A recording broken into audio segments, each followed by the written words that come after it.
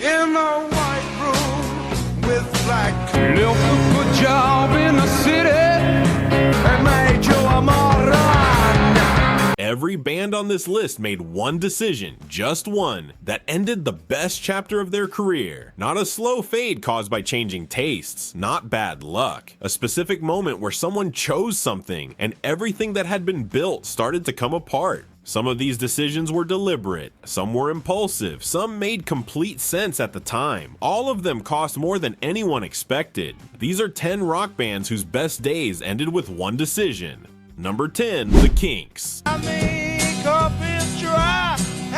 In the summer of 1965, the Kinks arrived in America on the back of 3 consecutive top 10 hits. You Really Got Me, All Day and All of the Night. Tired of waiting for you, they had every reason to believe the United States was theirs for the taking. The Beatles had done it, the Stones had done it, the Kinks were next. The tour fell apart almost immediately. Promoter Betty Kay could not pay them the agreed cash fee because ticket sales were poor, so the band retaliated by cutting their sets. In Reno, they shortened their set drastically. In Sacramento, still furious about the money, they stretched an extended version of You Really Got Me across roughly 45 minutes while a bewildered crowd sat through it. When they canceled their San Francisco show entirely, Kay filed a formal complaint with the American Federation of Musicians, the union that had the power to revoke British work permits. Then, on July 2nd, 1965, backstage at a Dick Clark television special in Los Angeles, a union official started making anti-British comments. Ray Davies swung at him. The American Federation of Musicians blacklisted the Kinks. They could not return to the United States for 4 years. 4 years. In rock terms, that was an era. While the ban was in place, the Kinks wrote Waterloo Sunset, Sunny Afternoon, and Autumn Almanac, some of the most beautiful songs in British rock history. None of it could be toured in the country that mattered most commercially. Ray Davies later called it a ridiculous ban that cost the Kinks the best years of their career, when the original band was performing at its peak. By the time they returned in 1969, he said, the Woodstock generation had arrived and the Kinks were almost forgotten. One punch, 4 years. A career that never reached the heights it should have. Number 9, Cream. In a white room with black curtains. In July of 1968, Cream were sitting on top of the rock world. Their double album Wheels of Fire had just become the first double album certified platinum. Sunshine of Your Love was all over American radio. The band was a genuine phenomenon. Eric Clapton had already decided they were breaking up. There were real reasons. Jack Bruce and Ginger Baker had been at war for years, a conflict so deep it predated the band entirely. Clapton had spent much of his time playing peacekeeper between 2 men who could turn violent at any moment. He had played concerts where he stopped playing entirely and neither of his bandmates noticed. The volume at their shows had grown to levels that permanently damaged Baker's hearing. What crystallized Clapton's decision was getting his hands on an early copy of Music from Big Pink by a group called The Band. When he heard it, he later said he felt like a dinosaur. He wanted to make music that sounded like that, rooted, restrained, built around songs rather than showmanship. And he knew he could not make it inside Cream. A scathing Rolling Stone review by John Landau that called him a master of the blues cliche confirmed what he had already begun to feel. On July 10th, 1968, almost exactly as Wheels of Fire arrived in record stores, the breakup was announced publicly. Cream played a farewell tour and their final concert at the Royal Albert Hall in London on November 26, 1968. The audience gave them a standing ovation. The band had spent barely 2 years together. They broke up at the exact peak of their commercial power, before the record-buying public had the chance to lose interest. Whether that was brave or reckless depends on how much you wish they had stayed together. Either way, once the decision was made, there was no Cream left to return to it. Number 8, Creedence Clearwater Revival. Look a good job in the city.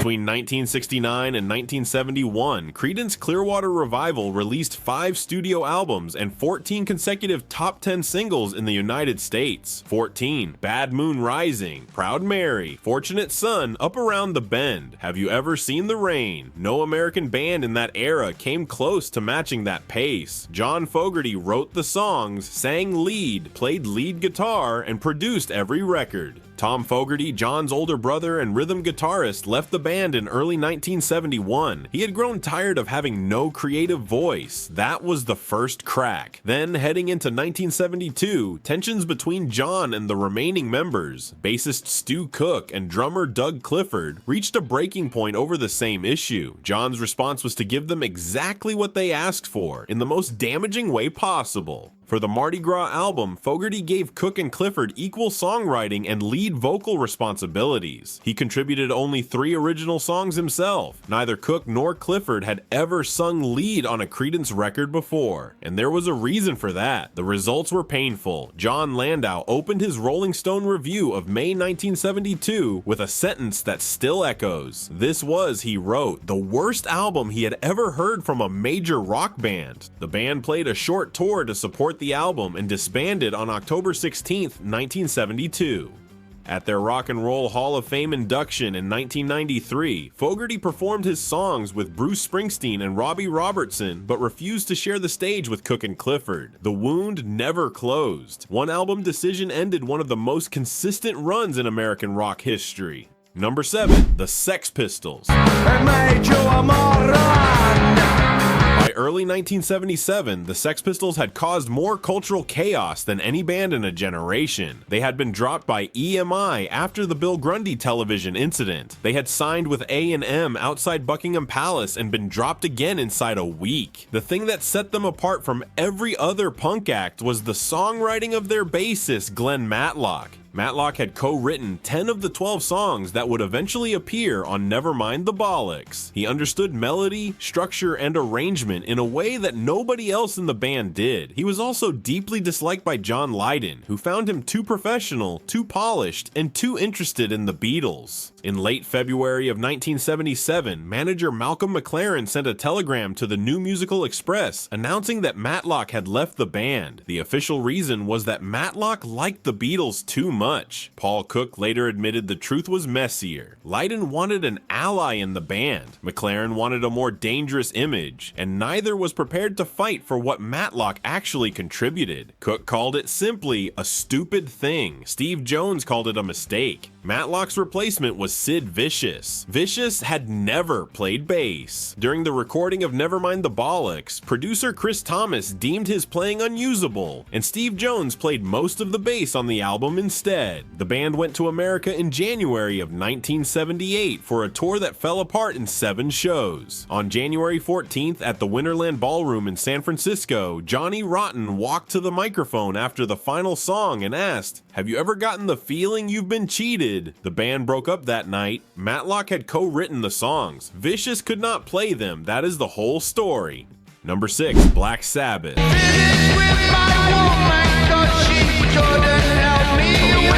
Geezer Butler, Bill Ward, and Ozzy Osbourne had grown up within a few streets of each other in Birmingham.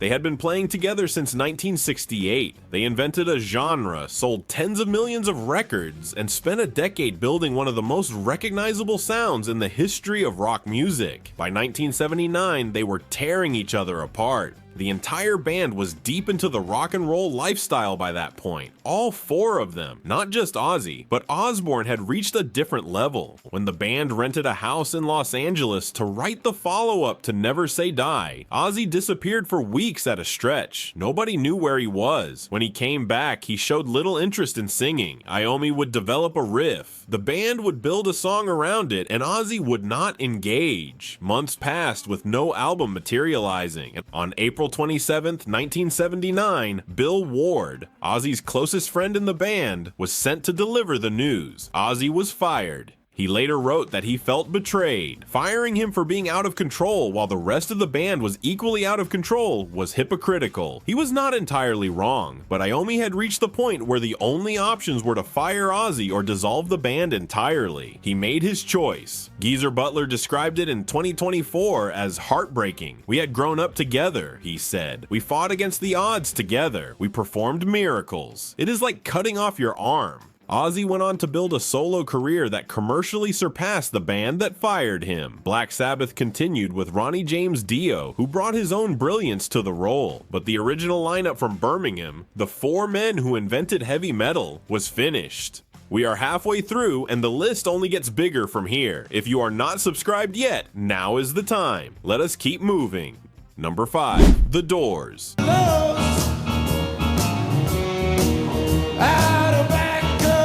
On March 1st, 1969, The Doors played the Dinner Key Auditorium in Miami, Florida, in front of thousands of people. What happened that night is still disputed more than 50 years later. Jim Morrison was charged with indecent exposure, lewd and lascivious behavior, open profanity, and public drunkenness. His bandmates, Ray Manzarek, Robbie Krieger, and John Densmore, all maintained for the rest of their lives that the exposure never happened. In December of 2010, Florida Governor Charlie Crest posthumously pardoned Morrison, with the Clemency Board acknowledging that the evidence had been insufficient. What is not disputed is what the charges did to the band. Dozens of scheduled concerts were canceled in the immediate aftermath. Miami was meant to be the start of a 20-city tour, but every venue backed out. The legal proceedings dragged on through 1970, consuming time, money, and whatever energy Morrison had left for music. He was convicted in 1970 and sentenced to 6 months in prison, though he remained free on bond while the verdict was under appeal. Morrison left for Paris in the spring of 1971. He wanted to focus on poetry and escape a country where he was wanted by the law. The Doors had released 2 more albums since Miami, Morrison Hotel and LA Woman, and there were genuine moments of brilliance in both, but the momentum was gone. The live career that had built the band was effectively over. Morrison passed away in Paris on July 3rd, 1971 at the age of 27, while the conviction was still under appeal. What happened in Miami was not a decision in the way that a manager firing a bassist is a decision, but a man got on a stage in a city known for its conservatism, in a country that had been watching him for 2 years with increasing suspicion, and pushed further than any venue or legal system was going to allow. Whether or not the exposure actually happened, the night in Miami was the beginning of the end.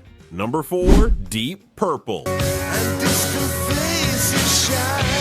In March of 1972, Deep Purple released Machine Head. It reached number 1 in the United Kingdom and number 7 in the United States. It contained Smoke on the Water, Highway Star, and Space Truckin'. It was recorded in Montreux, Switzerland under circumstances so chaotic, with a casino fire, a mobile studio, police hammering on locked doors mid-session, that the whole story became its own legend. Jon Lord later described that period as the point at which Deep Purple were just beginning to take off in America in a big way, which was what they had been working so hard for. The lineup that made Machine Head was known as Mark II. Ian Gillan on vocals, Roger Glover on bass, Richie Blackmore on guitar, Jon Lord on keyboards, Ian Pace on drums. It was the most commercially successful and critically acclaimed lineup in the band's history, and it had been together since 1969. By October of 1972, the cracks were showing. The touring schedule had been relentless. Tensions between Gillan and Blackmore had become unworkable. Gillan informed the band he would be leaving after the remaining tour dates were completed. Glover, believing Blackmore wanted him gone as well, resigned shortly after. The final show of the Mark II lineup took place on June 29, 1973 in Osaka, Japan.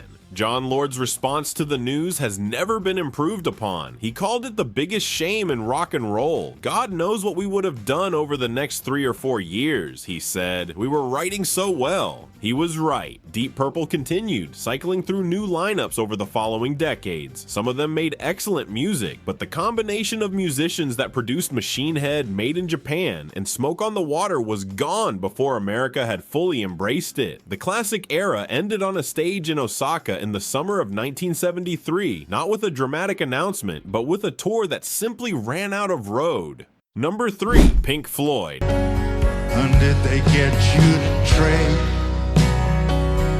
By 1979, Pink Floyd had already recorded The Dark Side of the Moon and Wish You Were Here. Roger Waters was their primary songwriter, their conceptual leader, and increasingly the person who decided how everything was done. The Wall was his idea, his vision, his project. Rick Wright was a founding member of Pink Floyd. He had been there since 1965. His keyboards were central to the sound that defined their greatest albums. The floating textures underneath Breathe, the melancholy of the chord changes in Comfortably Numb. But by the time the Wall sessions began, Wright was going through a difficult divorce and had grown disengaged from the process. Waters had little patience for it. The ultimatum came during the recording. Waters told Wright that if he did not leave the band, Waters would pull The Wall, already recorded as a Pink Floyd project, and release it himself. Wright had no choice. He resigned his full membership and was rehired as a salaried session musician to play the same record he had just been forced to leave. The financial irony was savage. The Wall tour was enormously expensive to produce and reportedly lost money. Waters, Gilmour, and Mason absorbed those costs as full members. Wright, as a salaried employee, did not. He was the only member who made money from the tour. After Waters left Pink Floyd in 1985, Gilmour brought Wright back. But the classic four-piece, the lineup that made Dark Side, Wish You Were Here, and Animals, had effectively ended in a recording studio in 1979 when one man gave another man a choice that was not really a choice. Waters said of Wright after his passing in 2008 that it was hard to overstate the importance of his musical voice in Pink Floyd of the 60s and 70s. He called Wright his musical partner and his friend. Those words came 30 years after the decision that removed him from the band.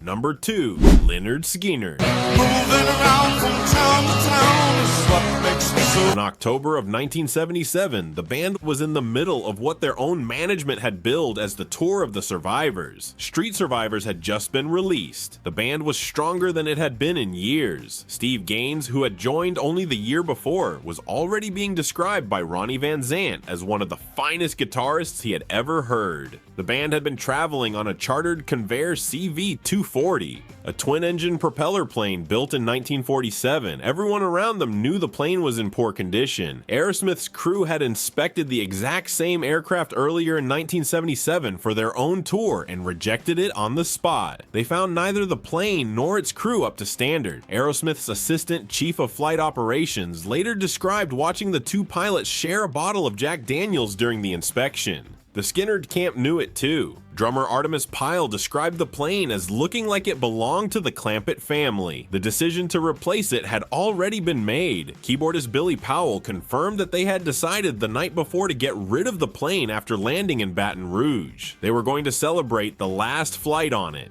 On October 20th, 1977, the flight took off from Greenville, South Carolina. It never reached Louisiana. The plane ran out of fuel over Mississippi and came down in a wooded swamp near Gillsburg. 6 people were lost, including lead vocalist Ronnie Van Zant, guitarist Steve Gaines, and his sister, backing vocalist Cassie Gaines. The band did not tour again for 10 years. The title of the tour, The Tour of the Survivors, took on a meaning nobody had intended. They knew the plane was not right. They flew it anyway. One more flight. Number 1. The Eagles. Cool wind in my hair. Hotel California was released in December 1976. Within a year, it had sold millions, and over the following decades, it became one of the best-selling American rock albums of all time. Currently certified at more than 26 times platinum, the Eagles were the biggest American rock band on the planet. Don Henley knew exactly what that meant for what came next. They should have stopped. They should have taken a year, gone home, let the pressure drop, and come back when they were ready. Henley said this himself in the History of the Eagles documentary in the clearest possible terms. We should have taken a 12 or 18-month vacation at that point, he said, but record companies do not allow that. They want more product. They have to keep the big wheels turning at all costs. So the Eagles went straight back into the studio. What followed were 18 months of sessions across 5 studios. The album they were trying to make was called The Long Run. Don Felder described the sessions as dark. Henley said there were very few moments of fun and a great deal of factionalism. By the end, Frey and Felder were barely speaking. Their final show in Long Beach, California on July 31st, 1980 ended with Felder and Frey exchanging threats between songs on stage. Glenn Frey summed up what Hotel California had done to them in one line Don Felder remembered years later. "We created a monster," Frey said, "and it ate us." The band broke up in 1980 and did not perform together for 14 years. When they finally reunited in 1994, they called the tour Hell Freezes Over. Frey joked at the first show that they had not broken up. They had just taken a 14-year vacation. The decision was not to make a bad album. The decision was not to rest, even though rest was the only thing that could have saved them. One choice. Everything that followed Those are 10 rock bands whose best days ended with one decision. Which one hit you the hardest? Drop it in the comments. And if this is your first time here, hit subscribe. There is plenty more where this came from.